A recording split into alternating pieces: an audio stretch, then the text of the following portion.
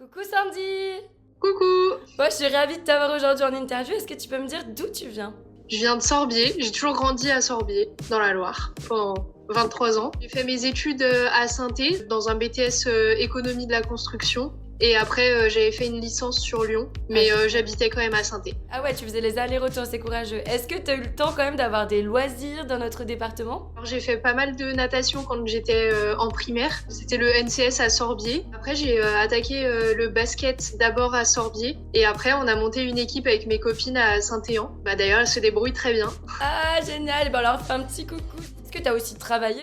Oui, j'étais en alternance pendant mes 3 ans d'études dans la Loire. D'abord, j'ai bossé à la mairie de Rive-de-Gier. Après, j'ai bossé sur Saint-Étienne dans un cabinet de maîtrise d'œuvre. Et après, à Andrézieux, dans une boîte de panneaux isothermes. Est-ce que tu continues là-dedans maintenant que t'es à l'étranger? Non, pas du tout. C'est un peu compliqué de trouver dans le même domaine. Il y a la barrière de la langue quand même. Actuellement, je suis en Nouvelle-Zélande, dans le Northland. Donc, je suis tout au nord de la Nouvelle-Zélande Ok. depuis 2 mois. Je travaille là-bas. Je suis partie avec 2 copines.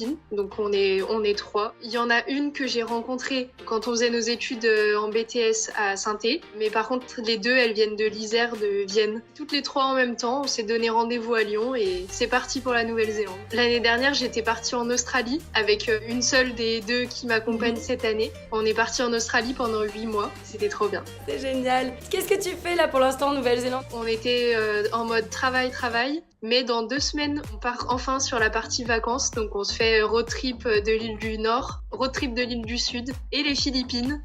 Donc on a hâte. Alors on est dans l'hospitality, donc dans le service, la restauration, femme de ménage dans un hôtel.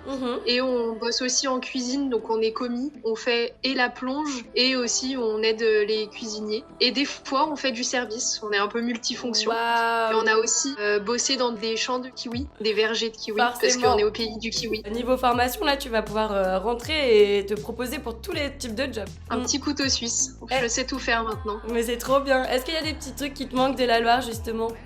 Déjà, mes amis et surtout ma famille. Au niveau de la température, pour le moment, ça me manque pas trop parce que c'est l'hiver. Ouais. Mais après, aller au sport d'hiver, profiter du Bessa, aller faire de la luge, ça, j'avoue que ça me manque un peu.